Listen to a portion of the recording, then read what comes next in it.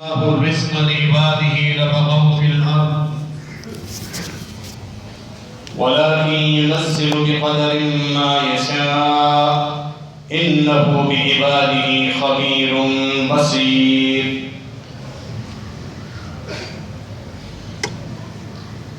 سورہ شورى آیت نمبر 26 آپ کے سامنے تلاوت کی ہے. اس آیت مبارکہ میں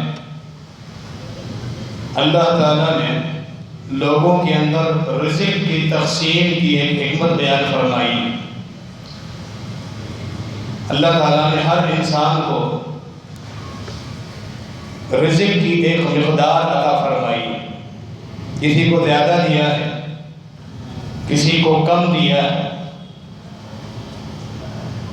انسان کی یہ خواہش ہوتی ہے رزق کے معاملے میں دنیاوی مال و دولت، اسباب، جائیدادیں اور اثاثے بنانے کا جو شوق ہوتا ہے وہ انسان کی ایک فطرت میں یہ بات ہے کہ یہ سب سے آگے ہو. اس کے پاس ضرورت کی ہر چیز موجود ہو، نہ صرف ضرورت کی ہر چیز موجود ہو بلکہ یہ خواہش یہ رکھتا ہے کہ اس کی زائد جتنی خواہشیں ہیں، تعیشات، سوچیں، ایک بہترین شاہانہ زندگی گزارنے کے لیے جو اسباب ہونے چاہیے وہ سب کچھ اس کے پاس ہے. اس لیے یہ چاہتا ہے کہ مال و دولت کی فراوانی. لیکن اللہ رب العالمین ہر انسان کو جو اس کے نصیب میں رزق لکھ دیا ہے وہی عطا کرتا ہے. انسان بڑی کوشش کرتا ہے، زور لگاتا ہے، دنیاوی اسباب استعمال کرتا ہے. اللہ تعالیٰ سے ڈرنے والے جائز اسباب استعمال کرتے ہیں، جائز کاروباری ذرائع، اور جو دنیا میں مال کمانے کے لیے جائز ذرائع. جبکہ اللہ کا خوف جن کے دلوں میں نہیں ہے، آخرت کی تیاری کا خوف نہیں ہے، وہ اپنے آپ کو مالی طور پر مضبوط کرنے کے لیے ہر قسم کا ذریعہ استعمال کرتے ہیں، حرام ذرائع بھی اپناتے ہیں. اس کے باوجود اللہ تعالیٰ نے جتنا تقدیر میں لکھ دیا ہے اللہ اتنا ہی عطا فرماتا ہے. اللہ تعالیٰ اتنا زیادہ رزق یا مال و دولت کی فراوانی کیوں نہیں دیتا؟ اللہ نے ہم انسانوں کو پیدا کیا ہے. اس انسان سے اللہ رب العالمین بخوبی واقف ہے. ہمیں خود اپنا پتہ نہیں ہمارے نفع اور نقصان کے متعلق جتنا کہ اللہ رب العالمین جانتا ہے. سب سے زیادہ انسان خود اپنے آپ سے واقف ہوتا ہے، اپنے والدین سے بھی بڑھ کر. لیکن اللہ رب العالمین خود اس انسان سے بھی زیادہ اس سے واقف ہے کہ اس کی بھلائی کن چیزوں میں. یہ جو آیت آپ کے سامنے پڑھی ہے اس میں اللہ رب العالمین نے یہ حکمت بیان فرمائی کہ میں کثرت کے ساتھ تمہیں رزق بڑھا کر کیوں نہیں دیتا. وَلَوْ بَسَطَ اللَّهُ الرِّزْقَ لِعِبَادِهِ لَبَغَوْا فِي الْأَرْضِ. اگر اللہ تعالیٰ بندوں کا رزق پھیلا دے، فراوانی کے ساتھ ان کو اگر عطا کر دے تو یہ زمین پر سرکس بن جائے گا. یہ انسان سرکس بن جائے گا جو اس کی فطرت میں اللہ جانتا ہے. وَلَكِنْ يُنَزِّلُ بِقَدَرٍ مَا يَشَاءُ. لیکن اللہ تعالیٰ ایک معین مقدار میں آسمان سے نازل کرتا ہے. تمہارا رزق جو اللہ نے لکھ دیا ہے ایک مقدار میں، مناسب مقدار میں، جس مقدار کی بنا پر تم کسی کے محتاج بھی نہیں بنو گے اور مال کی اتنی فراوانی بھی نہ ہو کہ تم اللہ کو ہی بھول جاؤ اور مخلوق پر تم ظلم کرنا شروع کر دو. یہ انسان کی فطرت. اگر اس کو کثرت کے ساتھ رزق بڑھا کر دے یہ انسان سرکش بن جائے. سورہ شورى آیت نمبر 26 کا ترجمہ آپ سن رہے ہیں. اللہ رب العالمین ایک معین مقدار میں لوگوں کے رزق تقسیم کرتا ہے. انہ بعبادہ خبیر بصیر، بے شک وہ اپنے بندوں سے بخوبی واقف ہے اور اپنے بندے کو دیکھ رہا ہے۔ فرعون نے خدائی کا دعویٰ کی، بڑا ہی ظالم تھا، بڑا سرکش تھا۔ انا ربکم الاعلی کا اس نے دعویٰ کی، میں تمہارا رب ہوں، رب بھی بڑا۔ اتنی سرکشی خدائی کا دعویٰ کر بیٹھا جو بادشاہت اس کے بعد آ گئی، اس بادشاہت کے نصیب۔ یہ مثالیں جو تاریخ میں گزری، ان مثالوں پر بھی غور کریں، بلکہ اپنے اس بادشاہی کی بنا پر اس نے اپنے آپ کو حق پر ہونے کی دلیل بنائی۔ سورہ زخرف پڑھے، اس نے اپنی قوم کو بلایا، وَنَادَى فِرْعَوْنُ فِي قَوْمِهِ قَالَ يَا قَوْمِ أَلَيْسَ لِي مُلْكُ مِصْرَ وَهَٰذِهِ الْأَنْهَارُ تَجْرِي مِن تَحْتِي أَفَلَا تُبْصِرُونَ۔ اور میری قوم والو، یہ جو موسیٰ آیا ہے جو کہتا ہے کہ میں اللہ کی طرف سے پیغمبر ہوں اور میں حق پر ہوں اور مجھے وہ چیلنج کر رہا ہے، تم دیکھتے نہیں ہو میری بادشاہ؟ پورا مصر میرے ماتحت ہے۔ اب یہ اپنی دلیل دے رہے ہیں۔ اس بادشاہی کا نشہ ایک پیغمبر کو جھٹلانے پر اس فرعون کو آمادہ کر رہا ہے، اللہ کا ہی یہ انکاری۔ وَهَٰذِهِ الْأَنْهَارُ تَجْرِي مِن تَحْتِي، میرے محلات کو دیکھو، محلات کے ساتھ جو باغات، آواز زیادہ ہے، آواز کم کر، زیادہ ہے۔ میرے محلات دیکھو، اور جو یہ نہریں چل رہی، وَهَٰذِهِ الْأَنْهَارُ تَجْرِي مِن تَحْتِي، میرے محلات، باغات، بہتی ہوئی نہریں، کیا تم نہیں دیکھ رہے ہو؟ میں حق پر۔ یہ فرعون کی دلیل۔ نمرود نے بھی، جیسا کہ سورۃ البقرہ میں ابراہیم علیہ السلام کے ساتھ اس نے مناظرہ کیا، اس کا ذکر موجود ہے۔ اس نے بھی جو خدائی کا دعویٰ کیا، ابراہیم علیہ السلام نے فرمایا کہ میرا رب وہ ہے جو زندہ بھی کرتا ہے، مارتا بھی ہے۔ اس نے کہا میرے پاس بھی اختیارات ہیں زندہ کرنے کے، مارنے کے۔ میرے ماتحت جتنے قیدی ہیں میری رعایت، جس کو چاہے میں زندگی بخش دوں اور جس کے لیے چاہے میں چاہوں موت کا آرڈر کر دوں۔ میں بھی زندہ کرتا ہوں، میں بھی مارتا ہوں۔ تو یہ جو اس نے خدائی کا دعویٰ کیا اپنے اختیار کی بنا پر، جتنے بھی سرکش لوگ آئے قرآن کی تعریف میں ہی پڑھے، کثرت کے ساتھ جب ان کے پاس مال آیا، اختیارات ان کو ملے، پھر یہ سرکش بنے۔ یہی حال آپ کو قارون کا ملے، اتنا بڑا سرکش اور متکبر جو تھا وہ اپنی مالی فراوانی کی بنا۔ یہ ساری مثالیں ہمارے سامنے موجود، ان لوگوں کا انجام بھی دیکھیں، فرعون کا انجام دیکھیں، نمرود کا انجام دیکھیں، قارون کا انجام دیکھیں۔ سورۃ القصص میں اللہ رب العالمین نے وہ منظر بیان فرمایا، پورے خزانوں سمیت یہ بازار میں سے گزر رہا ہے، لوگوں کو دکھانے کے لیے، لوگ میری بادشاہت دیکھیں اور وہ متاثر ہوں، مجھے تسلیم کریں، میرا مقام و مرتبہ ان کے سامنے ثابت ہو جائے، میرا رعب ان کے اوپر طاری ہو۔ فخرج علی قومہ فی زینتی، پورے مال و اسباب، نوکر سمیت، کئی تعداد کے خچر تھے جو اس کے خزانے اٹھاتے تھے، اور ایک تفسیری قول کے مطابق خچر صرف خزانے نہیں اٹھاتے تھے، ایک قول یہ بھی ہے کہ خزانوں کی چابیاں اٹھاتے تھے، دونوں قول آتے، اتنا مال تھا اس کے پاس۔ لوگوں نے جب دیکھا بازار میں لوگ کام کر رہے ہیں، دکاندار ہیں، کاروباری لوگ ہیں، مزدور بھی تھے، جیسا کہ بازار میں ہر طرح کے پیشے والا آدمی بیٹھا ہوتا ہے، انہوں نے جب دیکھا بازار میں سے فرعون کو اپنے مال و اسباب سمیت گزرتے ہوئے، کہنے لگے قال الذین یریدون الحیات الدنیا، دنیا کی زندگی جن کو مطلوب تھی وہ کہنے لگے یا لیت لنا مثل ما اوتی قارون، ہمارے پاس بھی ایسی بادشاہی ہو نا جو قارون کو اللہ نے دے دی، کاش کہ یہ بادشاہت، یہ مال، یہ اسباب ہمارے پاس بھی موجود، انہ لذو حظ عظیم، بڑا ہی خوش نصیب، یعنی دنیاوی مال و اسباب جس کے پاس ہوں اسے خوش نصیب سمجھا گیا۔ اللہ رب العالمین نے اس کا انجام اسی وقت سب لوگوں کو دکھایا۔ زمین میں اللہ رب العالمین نے اس کو اس کے خزانے سمیت دھسا دیا۔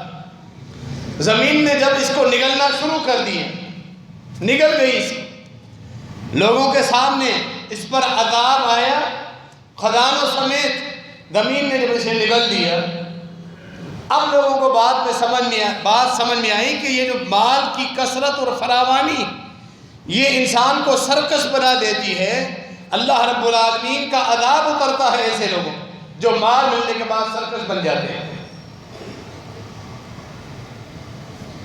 وَأَصْبَحَ الَّذِينَ تَمَنَّوْا مَكَانَهُ بِالْأَمْسِ يَقُولُونَ وَيْكَأَنَّ اللَّهَ يَبْسُطُ الرِّزْقَ لِمَن يَشَاءُ مِنْ عِبَادِهِ وَيَقْدِرُ لَوْلَا أَمَّنَّ اللَّهُ عَلَيْنَا لَخَسَفَ بِنَا،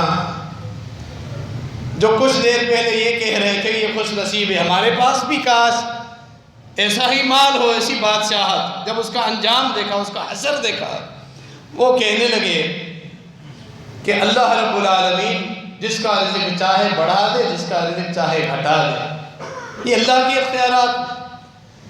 اللہ نے ہم پر احسان کیا ہے کہ ہمارے پاس ایک مناسب مقدار میں رزق تو ہے، اب وہ خوشی کا اظہار کر رہے ہیں، تھوڑا ہے اللہ راضی ہے ہم سے، یہ اگر کثرت سے آ جائے، اللہ ہم پر ناراض ہو جائے تو یہ مال کی کثرت کس کام کی؟ لولا امن اللہ علینا، یہ اللہ کا احسان ہے ہمارے اوپر کہ اللہ نے ہمیں ایک مناسب مال دیا ہے جس سے ہماری ضرورتیں پوری ہو رہی ہیں۔ یہ کثرت مال جس سے قارون کا حشر ہوا، اس سے تو ہم یوں ہی بہتر۔ سورہ قصص کی آخر میں اللہ نے قارون کا یہ واقعہ بیان فرمایا، وہاں جب انہوں نے شروع والا منظر، بازار کے لوگوں نے خواہش کا اظہار کیا ہمارے پاس بھی ایسا ہی مال ہو، وہاں بھی اہل علم موجود، اللہ نے فرمایا وہاں علماء موجود تھے، انہوں نے سمجھایا ثواب اللہ خیر لکم، اللہ کے بندو یہ دنیا ہے، اس کی کوئی حیثیت نہیں، خوش نصیب تو وہ ہے جس کے پاس دین ہے، اللہ کا ڈر ہے، خوف ہے، موت کی تیاری ہے، جو جنت کی تیاری کر رہا ہے، اپنے آپ کو جہنم سے بچا رہا ہے، خوش نصیب تو وہ ہے۔ یہ دنیاوی مال و اسباب کسی کام کے نہیں۔ پھر یہ بات سب کو سمجھ میں آئی، جتنے بھی سرکش لوگ گزرے آخر تک آئیں گے، قیامت تک نبی علیہ السلام نے پیشن گوئی فرمائی، پورے اختیارات سمیت آئیں گے، اپنی طاقت اور مال و اسباب سمیت آئیں گے، حتیٰ کہ آخر میں جو دجال نکلے گا وہ پہلے نبوت کا دعویٰ کرے گا، پھر خدائی کا دعویٰ کرے گا، وہ بھی دنیا کے تمام اختیارات اپنے پاس رکھے، ٹیکنالوجی کی بنا پر یا جادو کے زور کی بنا پر، جہاں چاہے گا بارش برسائے اور زمین پھل اور اناج غلہ نکالے، وہیں ایسا معاملہ ہو، جہاں قحط ساری چاہے گا، جو لوگ اس پر ایمان نہیں لائیں گے اہل ایمان، وہاں اللہ کی طرف سے عارضی آزمائش یہ ہوگی، وہاں قحط ساری ہوگی، اختیارات سب کے سب اس وقت عارضی طور پر دجال کے پاس دنیاوی اختیارات، پھر اس کا انجام بھی ہونا ہے، لیکن یہ جو سرکشی کرے گا اپنی طاقت اور اختیارات کی بنا پر۔ سورہ علق پہلی سورت نزول کے اعتبار سے، جس کی ابتدائی 5 آیات اتری غار حرا میں، سب سے پہلی وحی اقرأ بسم ربک الذی خلق، پہلی 5 آیات کے بعد جو دوسری وحی اتری وہ ابو جہل کے متعلق اتری تھی۔ ابو جہل یہ کہتا پھرتا تھا جناب محمد رسول اللہ صلی اللہ علیہ وسلم کے متعلق، یہ تو غریب ہے، مفلس ہے، یتیم ہے، اور یہ ہے بھی اکیلا، اس پر ایمان لانے والے چند لوگ ہیں، چند کمزور لوگ۔ ہماری محفلیں دیکھی جائیں، ہمارے تعلقات دیکھے جائیں، جب ہماری محفل لگتی ہے پھر لوگ آئیں اور دیکھیں کتنی بڑی محفل لگتی ہے، اور میرا مال دیکھو۔ اس بنا پر ابو جہل کے اندر سرکشی آئی، مالدار تھا، اسباب دنیاوی موجود تھے، پروٹوکول دنیاوی تھا، تعلقات، دوستیاں، یہ ساری چیزیں جب موجود تھی، ابو جہل سرکش بن گیا۔ کلا ان الانسان لیطغی ان رآہ استغنی، انسان سرکش بن جاتا ہے جب اپنے آپ کو وہ غنی پاتا ہے۔ اللہ نے یہی حکمت بیان فرمائی، کب وہ سرکش بنتا ہے؟ جب اس کے اندر دنیاوی مال و اسباب پیدا ہو جاتے ہیں، اس کے پاس دنیاوی مال و اسباب ہو، وہ سرکش بن جاتا ہے، اللہ سے دور، اللہ کے دین سے دور، اللہ والوں سے نفرت، اللہ والوں سے دشمنی۔ یہ کثرت مال کا فتنہ ہے جس سے اللہ کے رسول صلی اللہ علیہ وسلم نے بھی پناہ طلب کی۔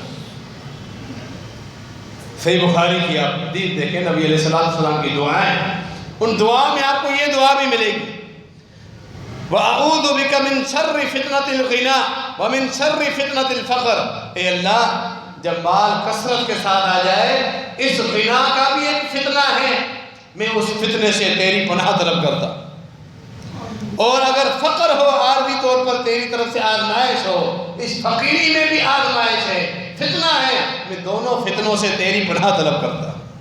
فقر کے فتنے سے بھی پناہ طلب کی گئی ہے، کثرت مال ہو، غنی ہو جائے انسان، اس میں بھی فتنہ ہے، شر ہے، دونوں فتنوں سے جناب محمد رسول اللہ صلی اللہ علیہ وسلم نے اللہ تعالیٰ کی پناہ طلب فرمائی۔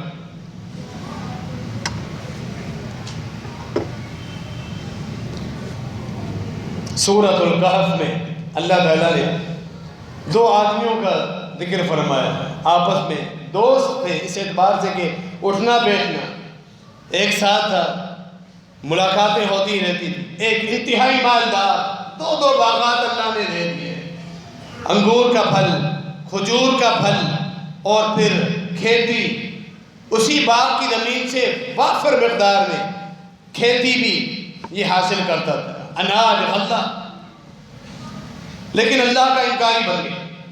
سورۃ الکہف میں دو آدمیوں کا جو ذکر کیا ہے اللہ تعالیٰ نے، کتنا مال، اتنا مال، اللہ کا ہی انکار کر بیٹھا، مرنے کے بعد اٹھنے کا ہی انکار کر بیٹھا۔ اس کا دوست اسے سمجھا رہا ہے، وہ غریب ہے، اس کے پاس مالی اسباب نہیں، وہ اسے تانے دے رہا ہے، بھلا کہاں تیری پوزیشن، تیرا اسٹیٹس اور میرا اسٹیٹس، فرق کتنا ہے؟ نہ تیرے پاس مال ہے، نہ اسباب ہے، نہ دوستیاں، نہ تعلقات، میرے تعلقات دیکھو، میرے مال و اسباب دیکھو۔ وَمَا أَظُنُّ السَّاعَةَ قَائِمَةً، میں نہیں سمجھتا کہ قیامت آئے گی، یہی سب کچھ ہے جو میرے پاس دنیا آ گئی، یہی سب کچھ، اندھا ہو گیا مال کی نظر۔ وَلَئِن رُدِدتُّ إِلَىٰ رَبِّي لَأَجِدَنَّ خَيْرًا مِّنْهَا مُنْقَلَبًا، اگر بالفرض اٹھنا بھی ہوا جس طرح اللہ تعالیٰ مجھے دنیا میں دے رہا ہے، مرنے کے بعد بھی دے گا۔ مال کی کثرت کو اس نے یہ دلیل بنایا اس چیز کو کہ اللہ مجھ سے راضی ہے، حالانکہ یہ مال تو فتنہ ہے، مال کی کثرت کفار کے پاس ہے، فرعون کی مثال گزری، حامان، قارون، نمرود، بادشاہ، لیکن کائنات میں تاریخ کے سب سے سرکش انسان یہ گزرے، یہ ہے کثرت مال کا فتنہ۔ سیدنا خباب بن عرد رضی اللہ تعالیٰ فقراء صحابہ کرام میں سے، جن کو مکی زندگی میں مشرکین مکہ نے بڑی تکلیفیں دی، خباب بن عرد رضی اللہ تعالیٰ، عمار بن یاسر رضی اللہ عنہ، بلال حبشی رضی اللہ عنہ۔ خباب بن عرد کہتے ہیں میں لوہار تھا، لوہے کا کام کرتا، لوہے کی چیزیں لوگوں کو بنا کے دیتا تھا، تلوار، تیر اور باقی چیزیں جو لوہے کی بنتی، چھری، چاقو وغیرہ۔ یہ عاص بن وائل مسلمانوں کا سب سے بڑا دشمن، اسلام کا دشمن، محمد رسول اللہ صلی اللہ علیہ وسلم کا دشمن، کہتے میرے اسلام قبول کرنے سے پہلے اس نے مجھ سے تلوار بنائی، تلوار لے آیا تھا، وہ خراب ہو گئی تھی، میں نے اس کو درست کر کے اس کی دھار تیل بنا کر اس کو دی، مزدوری اس نے کہا میں آپ کو دے دوں گا مزدوری، ادھار کے طور پہ میں نے اسے کام کر کے دیا۔ رسول اللہ صلی اللہ علیہ وسلم کی دعوت مجھ تک پہنچی، میں نے اسلام قبول کر لیا۔ اس کو پتہ چلا عاص بن وائل سب سے بڑا دشمن تھا۔ جب ملاقات ہوئی میں نے کہا میرا ادھار تمہارے دل میں ابھی باقی، مجھے دے دو واپس۔ اس نے کہا اب تو میں تمہیں نہیں دے رہا۔ کیوں؟ تو محمد پہ ایمان لایا ہے صلی اللہ تعالی علیہ وسلم، تجھے اس شرط پر دوں گا محمد سے تو انکار کر دے، اس کی نبوت کا تو انکار کر دے، اس کے دین سے تو انکار کر دے۔ خباب بن عرت نے کہا یہ کیسے ممکن ہے؟ تو مر جائے، مرنے کے بعد قیامت کے دن اٹھ جائے، وہاں جب دیکھا جائے گا فیصلے ہوں گے، لیکن اس دنیا میں تصور بھی نہیں کرنا۔ کہا کہ پھر وہیں قیامت ہوگی نا تو تم کہتے ہو وہیں آ کر تمہیں مال دوں گا، سرکشی دے، سب کچھ ہے، مال ہے، چند درہم کا کچھ حصہ مزدوری تھی، سرکشی کی بنا پر اس کو دینے کے لیے تیار ہے۔ اللہ رب العالمین نے سورہ مریم میں جن آیات اتاری عاص بن وائل کی سرکشی کے متعلق، افرأیت الذی کفر بآیاتنا وقال لأوتین مالا وولدا اطلع الغیب ام اتخذ عند الرحمن عہدا۔ بھلا اے پیغمبر تم نے اس آدمی کو دیکھا جس نے ہماری آیات کا انکار کر دیا اور یہ کہتا ہے کہ جس طرح دنیا میں میرے پاس خوب مال ہے، مرنے کے بعد بھی مال ہوگا۔ قیامت کے دن اللہ نے فرمایا ایک ایک بات، لفظ، جملہ ہم اس کا لکھ رہے ہیں اور اس سے خوب ہم حساب و کتاب کریں۔ یہ سرکش، مال کی بنا پر سرکش بنے۔ حدیث ہرقل جو کتب تاریخ میں معروف ہے، امام بخاری رحمہ اللہ ابتدا میں ہی لائے۔ ابو سفیان رضی اللہ تعالیٰ عنہ اسلام قبول کرنے سے پہلے شام کی طرف تجارتی قافلے کے ساتھ گئے تھے، تو ہرقل کے بعد انہی دنوں میں اللہ کے رسول صلی اللہ علیہ وسلم کی طرف سے دعوت کا خط پہنچا تھا، دین اسلام کی دعوت اور تبلیغ۔ تو ہرقل نے مزید معلومات حاصل کرنے کے لیے ابو سفیان کو بلایا، کئی سوالات کی۔ ہرقل انجیل کا بہت بڑا عالم، عیسائیوں کا بہت بڑا عالم تھا، مطالعہ تھا، انبیاء کی صفات سے واقف تھا، کئی سوالات۔ بڑی پیاری حدیث ہے، نبوت کی صداقت اس حدیث سے بالکل روز روشن کی طرح عیاں ہوتی۔ وہ پڑھیں، مطالعہ کریں، حدیث ہرقل کا ترجمہ پڑھیں، اطمینان بڑھ جائے گا۔ ہمارے پیارے پیغمبر خاتم النبیین جناب محمد رسول اللہ صلی اللہ علیہ وسلم کی نبوت کی صداقت تمہارے سامنے کس طرح کھلی ہوئی۔ جو سوالات کی، ان سوالات، حدیث لمبی ہے جو آج ہمارے موضوع کے ساتھ تعلق ہے۔ ہرقل نے یہ سوال کیا کہ یہ جو نبوت کا دعویٰ کر رہا ہے اس کے پیروکار کون ہیں؟ اشراف الناس اتبعوہ ام ضعفاءہم، اس کے پیروکار کون ہیں؟ بڑے بڑے امراء ہیں، مالدار لوگ ہیں، یا غریب اور فقراء ہیں؟ مجھے یہ نشانی بتاؤ۔ بے شمار سوالات میں یہ سوال بھی تھا۔ ابو سفیان رضی اللہ تعالیٰ عنہ نے فرمایا کہ اکثر اس کے پیروکار فقراء، غریب اور فقراء ہیں۔ آخر میں جب تمام سوالات کے جوابات پر تبصرہ کیا ہرقل نے تو وہ یہی کہنے لگا، ہم اتباع الرسل۔ اے ابو سفیان سن لو، انبیاء کی تاریخ میں نے بھی پڑھی ہے، انجیل میں، تورات میں، انبیاء کی تاریخ میں نے بھی پڑھی ہے۔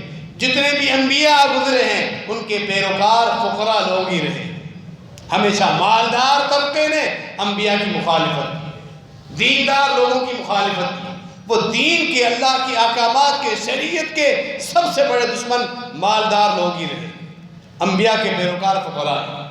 یعنی یہ اس کی نبوت کی صداقت میں سے ایک نشانی یہ بھی۔ خباب بن عرت جیسے، بلال حبشی، عمار بن یاسر رضی اللہ تعالیٰ عنہ، صہیب رومی، مصعب بن عمیر، فقراء صحابہ کی آپ کو لسٹ ملے گی، اکثر فقراء. یہ اس کی صداقت کی علامت. اللہ رب العالمین فقراء لوگوں کے دلوں میں اپنے دین کی دولت بھر دیتا ہے. عمرہ لوگ مال کے نشے میں ہمیشہ اللہ کے دین سے نفرت کرتے ہیں. نوح علیہ السلام جب دعوت دے رہے ہیں، سورہ ہود جب دعوت دے رہے ہیں اپنی قوم کو، انہوں نے کہا ما نراک اتبعک الا الذین هم ارادلنا بادی الرأی.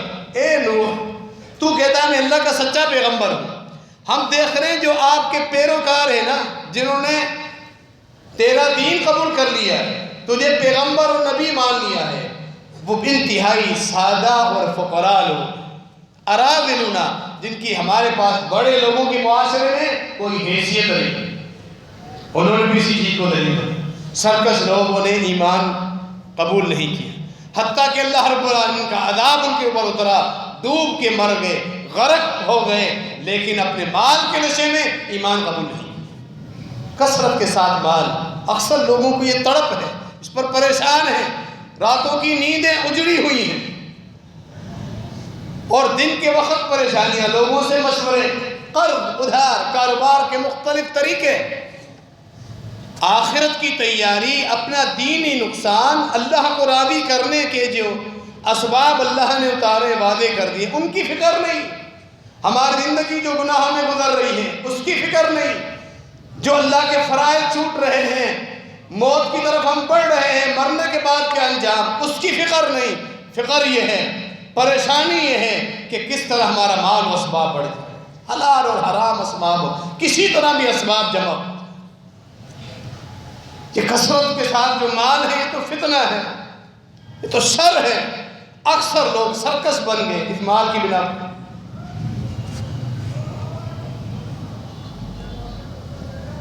اکل اور قرینہ دو قبیلے کے یہ لوگ آئے، 8 یا 9 کی تعداد میں یہ لوگ تھے، انہوں نے اسلام قبول کیا. یہ واقعہ آپ نے چند ہفتے پہلے سنا تھا. نبی مکرم جناب محمد رسول اللہ صلی اللہ علیہ وسلم بطور قاضی، جج، نبی علیہ السلام کے فیصلوں کی مثال، اس میں آپ نے یہ واقعہ سنا تھا. ان لوگوں نے ایمان قبول کیا، مدینے میں آئے، مسلمان ہو گئے. مدینے کی آب ہوا ان کو راس نہیں آئی، ان کے پیٹ پھول گئے. اللہ کے رسول صلی اللہ علیہ وسلم نے انہیں حکم دیا، یہ مشورہ دیا کہ ہمارے اونٹوں کا جو باڑہ ہے بیت المال کا، وہاں تم جاؤ، اونٹنیوں کا دودھ پیو، اس دودھ میں اونٹ کے پیشاب کے چند قطرے ملا کر، یہ نسخہ تھا جناب محمد رسول اللہ صلی اللہ علیہ وسلم. صحیح بخاری میں یہ واقعہ موجود ہے. چنانچہ وہ لوگ جاتے ہیں وہاں بیت المال کے اونٹوں کو سنبھالنے کے لیے، جو چرواہ ہے وہ بھی وہاں موجود ہے سنبھالنے کے لیے.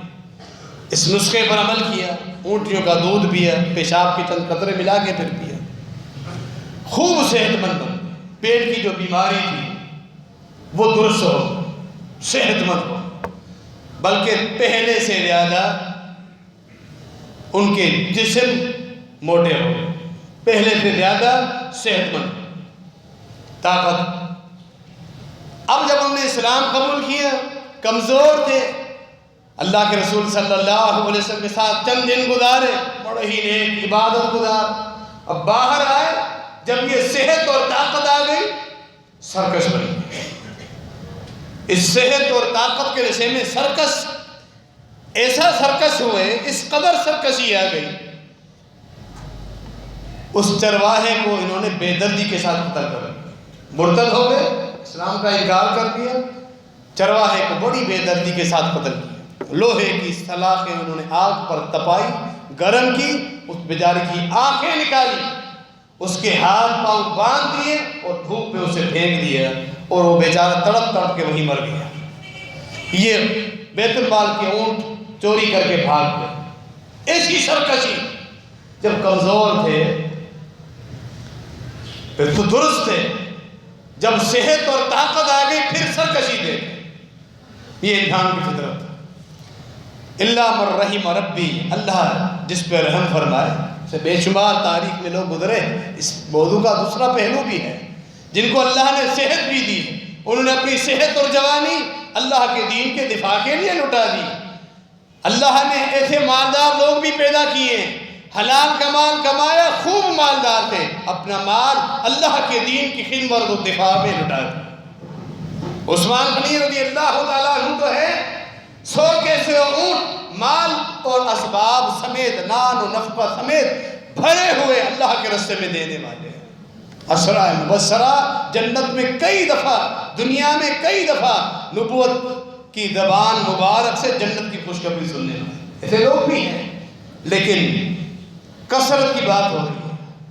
اکثر انسانوں کی حالت یہ ہے جب مال زیادہ آ جاتا ہے وہ اللہ کے دین کے دشمن بن جاتے ہیں.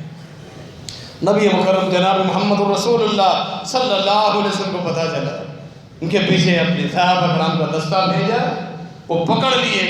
پھر واپس جب ان کو لایا گیا تو انصاف کا تقاضا یہی تھا. قصاص ہے دین اسلام میں. جس طرح بے دردی کے ساتھ انہوں نے چرواہے کو قتل کیا تھا، نبی مکرم جناب محمد رسول اللہ صلی اللہ علیہ وسلم حکم دیا اسی طرح ان کو عذاب دے کے قتل کیا جائے گا. یہی اللہ کا حکم ہے، یہی قصاص ہے. اسی طرح انہیں عذاب، اسی طرح انہیں تکلیف دے کے قتل کیا گیا جس طرح انہوں نے چرواہے کو قتل کیا. یہ ان کا انجام.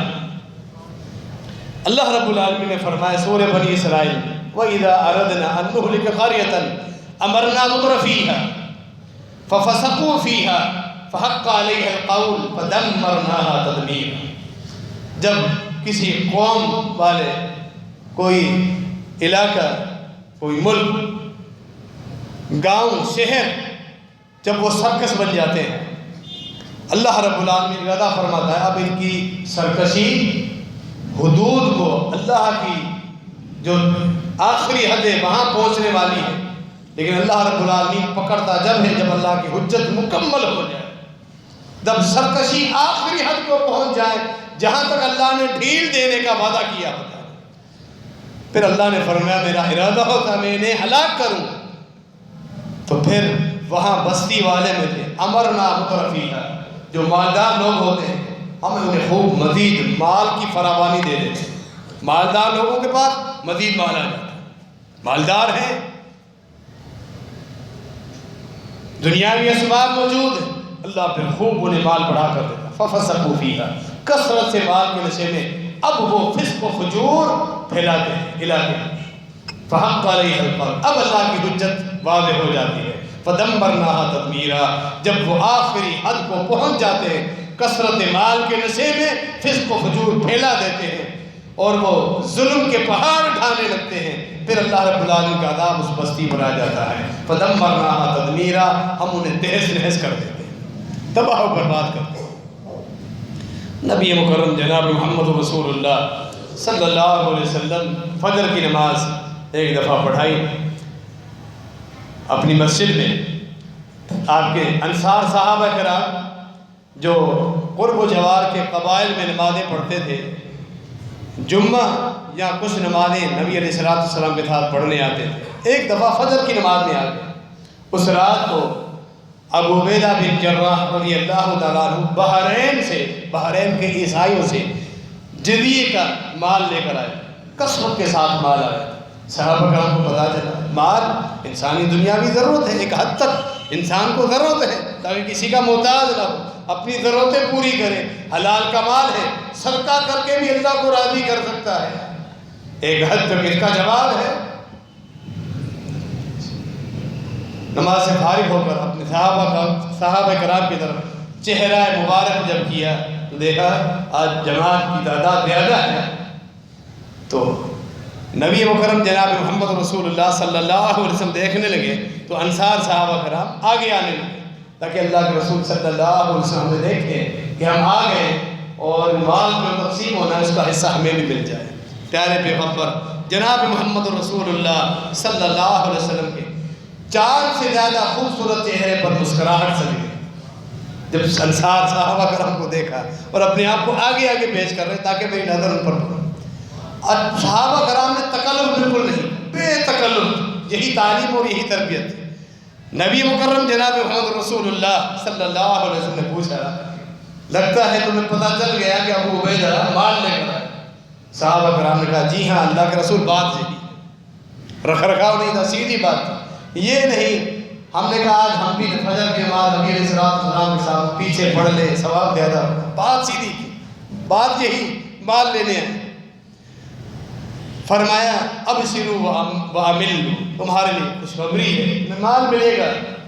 پھر فرمایا اپنی پوری امت کے لیے نصیحت فرمائی، لل فقر اخشی علیکم، میرے ساتھیوں، فقر ایسی چیز نہیں ہے جس کی وجہ سے مجھے اپنی امت پہ خدشہ ہو، خوف۔ یہ فقر، یہ غربت، یہ تنگ دستی، معیشت کا کمزور ہونا، مال کی کمی، یہ ایسی بڑی بات نہیں ہے کہ جس کی وجہ سے میں اپنی امت کے بارے میں فکر کروں۔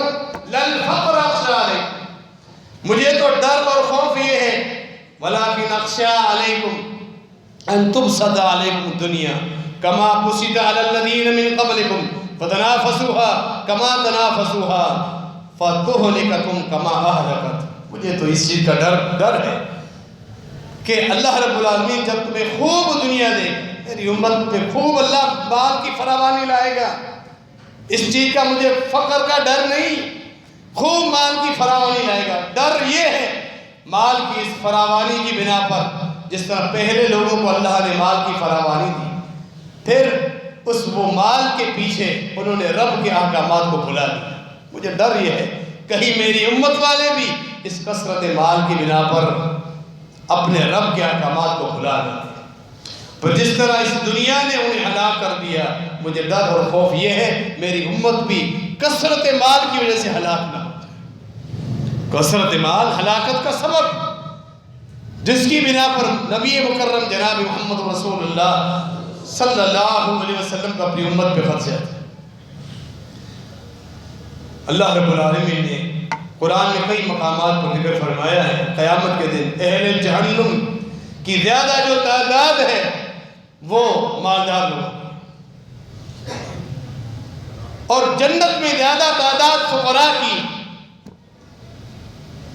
فرمایا میں نے جنت میں جھانکا تو میں نے دیکھا کثرت کے ساتھ جو تعداد ہے جنت میں جانے والوں کی وہ فقراء، کثرت کے فقراء جنہوں نے زندگی بڑی مشقت سے گزاری، اپنی ضرورتیں جو مشکل سے پوری کرتے تھے۔ جبکہ جامع ترمذی کی ایک حدیث ہے، یدخل فقراء المسلمین قبل اغنیائهم بالنصف یوم وہو 500 عام۔ فرمایا کہ اگر مالدار لوگ جنہوں نے رب کو راضی بھی کیا وہ جنتی ہوں گے، لیکن انہیں آدھا دن روک دیا جائے گا۔ فقراء جو ہیں رب کو راضی کر کے آئے، تکلیفیں دیکھ کر آئے، اپنے فقر کو ختم کرنے کے لیے حرام اسباب اختیار نہیں کیے، تھوڑے پر ہی رب کی تقدیر میں لکھے ہوئے رزق پہ راضی رہے، دنیاوی تعیشات سے محروم رہے، وہ فقراء وہ جنت میں پہلے جائیں گے آدھا دن پہلے۔ عمراء اغنیاء مالدار لوگوں کو روک دیا گیا، آدھے دن کے بعد وہ جنت میں جائیں گے۔ فرمایا اب وہ 500 یوم، آدھا دن کتنا ہے اللہ تعالیٰ کے پاس؟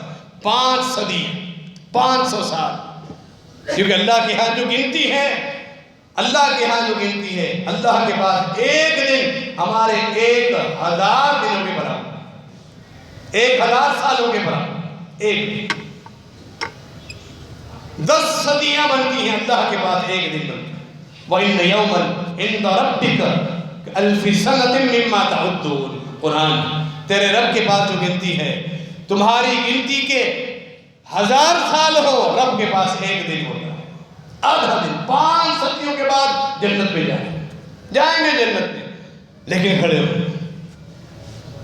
یہ فقر و فاقے کی فضیلت، جس نے صبر کیا، حرام کی طرف اس نے للچایا نہیں، اور حرام کے اسباب اس نے اختیار نہیں کیا، رب کے فیصلوں پر راضی رہا۔ سورہ الانشقاق پڑھیں، وَأَمَّا مَنْ أُوتِيَ كِتَابَهُ وَرَاءَ ظَهْرِهِ فَسَوْفَ يَدْعُو ثُبُورًا وَيَصْلَىٰ سَعِيرًا إِنَّهُ كَانَ فِي أَهْلِهِ مَسْرُورًا۔ وہ لوگ جو ناکام ہوں گے ان کا نامہ اعمال پیٹھ کے پیچھے انہیں تھما دیا جائے، ہاتھ موڑ کر پیٹھ کے پیچھے الٹے ہاتھ میں بائیں ہاتھ میں زبردستی تھمایا جائے گا، پھر وہ وہاں اپنی ہلاکت اور موت کو پکاریں گے، آئے گا آج موت ہی آ جائے تو ہماری جہنم سے جان چھوٹے۔ اللہ نے فرمایا یہ جو ناکام لوگ ہیں آج موت کو طلب کر رہے ہیں، اِنَّهُ كَانَ فِي أَهْلِهِ مَسْرُورًا، دنیا میں بڑی نازوں سے زندگی گزار کے آیا، اِنَّهُ كَانَ فِي أَهْلِهِ مَسْرُورًا، مالدار تھا دنیا میں، سارے اسباب تھے، دنیاوی اسباب تھے، ساری سہولتیں، تعیشات، ضرورتیں، خواہشیں، تمنائیں، سب کچھ پوری ہوتی، ساری لذتیں پوری کر کے آیا، بڑا نازوں سے پل کے آیا، مسرور جو جس کی زندگی کیا ہر نخرہ پورا ہو، ہر خواہش پوری ہوتی۔ آج انجام ان لوگوں کا یہ ہو۔ سورۃ الواقعہ پڑھیں، وہ اصحاب الشمال ما اصحاب الشمال، الٹی جانب جن لوگوں کو لایا جائے کتنے ہی بدبخت ہیں وہ۔ اصحاب الشمال فی سموم و حمیم وظل من یحموم لا بارد ولا کریم، جہنم کی آگ کی تپش میں، دھوئیں میں، اس میں بدبو ہی بدبو ہے، اس میں کوئی ٹھنڈک نہیں ہے۔ ان کا انجام یہ کیوں ہوا؟ انہم کانوا قبل ذلک مترفین وکانوا یصرون علی الحنث العظیم، یہ دنیا میں نازوں سے پل کر آئے، مالدار، یہ سورہ واقعہ، یہ سبب اللہ نے بتایا اکثر لوگوں کے جہنم میں جانے کا۔ یہ جو دو آیت ہیں یہ سبب، دنیا میں بڑی نازوں سے پل کے آئے تھے، اس بنا پر بڑے بڑے گناہوں کا ارتکاب کرتے تھے، کثرت مال کی بنا پر وہ گنہگار بن گئے تھے۔ تو یہ جو چند باتیں آپ نے سماعت کی ہے قرآن کی آیات کی روشنی میں، نبی مکرم جناب محمد رسول اللہ صلی اللہ علیہ وسلم کے حدیث کی روشنی میں، یہ کثرت کے ساتھ مال اللہ رب العالمین نہیں دیتا۔ اللہ رب العالمین ایک اندازے کے حساب سے ہر آدمی کو دیتا ہے، کفار کو بھی، اپنے مومن بندوں کو بھی، مسلمانوں کو بھی، اس میں اللہ رب العالمین کی حکمتیں ہیں، لہذا اللہ نے جتنا دیا اس پہ اللہ کا شکر ادا کرنا چاہیے، اسی میں انسان کے لیے خیر اور بھلائی ہے۔ حلال اسباب انسان کے پاس بن بھی جائیں تو اللہ کا شکر ادا کرے، لیکن اللہ کرے دین کو نقصان نہ ہونے دے، اللہ کے دین کہ اللہ کے حقوق لوگوں کے حقوق پورے کرتا ہے، یہ خوش نصیب انسان ہے۔ نبی مکرم جناب محمد رسول اللہ صلی اللہ علیہ وسلم کی دعائیں کثرت کے ساتھ جو دعا مانگی، ربنا آتنا فی الدنیا حسنہ وفی الآخرۃ حسنہ وقنا عذاب النار، آمین یا رب العالمین، وما علینا الا البلاغ۔